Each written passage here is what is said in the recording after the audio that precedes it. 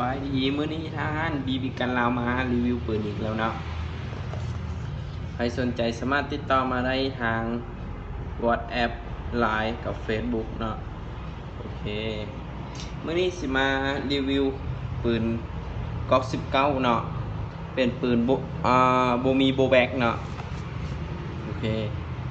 กล่องประมาณนี้ปืนบ่มีโบแบ็กแปลว่าอย่างเดี๋ยวเขาสิอธิบายให้ปืนบ่มีโบแบ็กแปลว่าปืนที่อย่างว่าสไลด์แบบโบดีดนะบ่มีดีดนะเด้สไลด์บ่ได้นะแล้วเนาะปืนบ่มีโบแบ็กเนาะดีดบ่ได้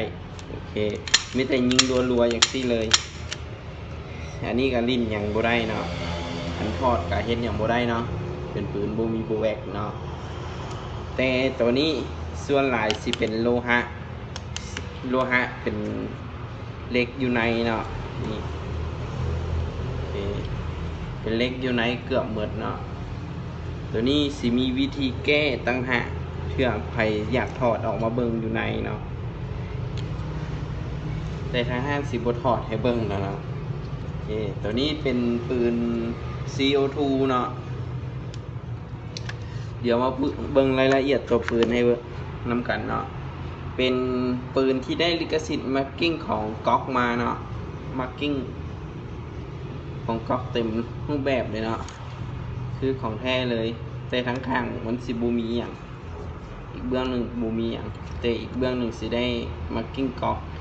กับโตกิบมือสิบูมีมาได้แต่สุดทางหน้าเบื้องซ้าย แต่ส่วนอื่นก็คือมันเนาะคือของปืนแท้เนาะแล้วก็แมกกาซีนของมันสิเป็นอย่างซี่มันน้อยๆอย่างซี่แล้วก็ใส่วิธีใส่ลูกนี่แล้วก็ป้อนชนิดไปโอเคตัวนี้กับบูมีอย่างหลายเนาะก็คือรุ่นอื่นๆวิธีใส่แก๊สกับใส่บอนี้แล้วก็ขันตูดโอเคคือปืนวินกันทั่วไปตัวนี้รายละเอียดกับงามคือกันถ้าใครโบสนใจโบแบ็กนะซื้อตัวนี้ก็ได้แห้งก็ตัวมีโบแบ็กอีกตัวดีดนะโอเคเดี๋ยวมาทดลองพรมแห้งกันเนาะให้ปืนก็มีแต่เท่านี้แหละบูมีอย่างอีกแล้วก็คู่มือน้อยนึงลูกทดสอบกับบูมีมาให้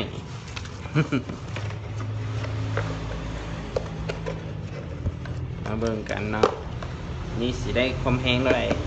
แต่เจ้าเคมมาเตะไทยว่าได้อยู่500ความแห้งนะความแห้งได้อยู่500แต่เดี๋ยวสิมาลองตัวจริงให้เบิ่งแต่เจ้าสิโฆษณาเกินจริงบ่ก้อนลิ้นมีแก๊ส CO2 ลูก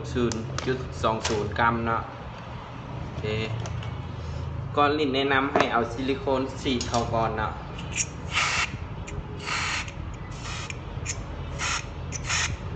สีดเข้าบนนี้โอเคเมื่อละถ้าบูอยากสีดใส่นี่ก็ได้ทอเปิดนี้เพื่ออย่างฮอปอีอย่างอยู่ในเนาะเพราะตัวนี้มันบูมีโบแบกสไลด์อันนะเลยต้องเห็นต่างซะก่อนอื่นมื้อนี้โหลดเดอร์ทางข้างโบได้เอามานะเดี๋ยวใส่รูปแบบโบราณป้อนเอาเนาะ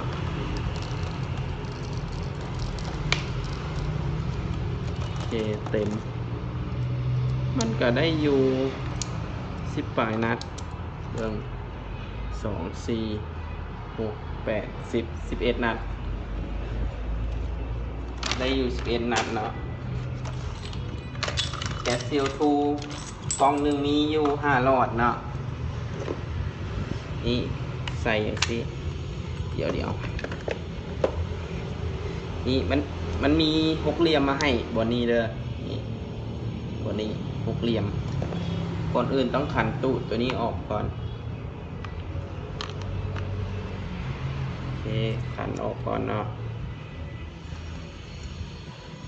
โอเค แล้วก็เอาแก๊สเข้าให้มันเข้าล็อกเนาะแล้วก็หันมือลิ้นแก๊ส WE เนาะส่วนนี้แล้วก็มันใกล้สิแน่นแล้วเนาะให้หันแห้งๆเลยให้แน่นเลยเนาะเดี๋ยวหันค่อยมันสีมีแก๊สสีหัวเนาะหันแห้งๆเลยเนาะถ้าหันไว้ส่วนหลายเสียงมันสิบ่ค่อยมีเนาะเพราะแบบหันแน่นเลยเห็นนะถ้าบางคนหันซ่ามันสีมีเสียงเดี๋ยวมาลองเทสกันเบิ่งเนาะโอเคโอ้โหแฮงเตอร์เฮ้ยคือตำมุนมันหมุนตกหัวโอเคเดี๋ยวมาเบิ่งความแห้งน้ำกันเนาะสิได้เท่าไหร่ลูกกระสุนใส่แมกกาซีนเนาะใส่จริงเลยโอเคโอ้โหแห้งกว่ากระเจ้าเคมอีก600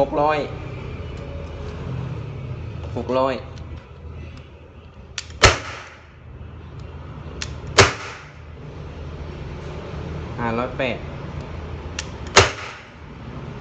504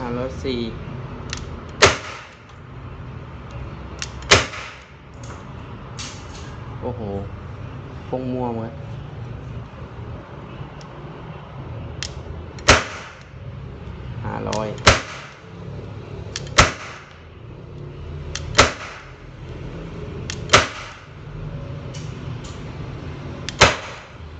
ลูกเมื่อ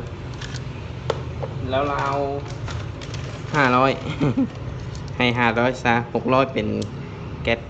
หาก็ใส่เนาะมันสีแหงแต่ยิงถอยไปมันก็ยังเหลือแต่500หั่นแหละ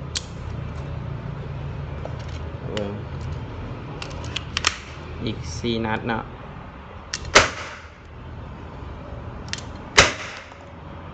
500โอเคหมวดแม็กโอเคใครสนใจสามารถติดต่อมาได้เนาะตัวนี้ราคากับเบาๆโบเฮงหลายมันซ้ำกับปืนกอกธรรมดานี่แหละแต่ตัวนี้มันสีแหงกว่าโอเคใครสนใจสามารถติดต่อมาได้เนาะโอเคขอบใจ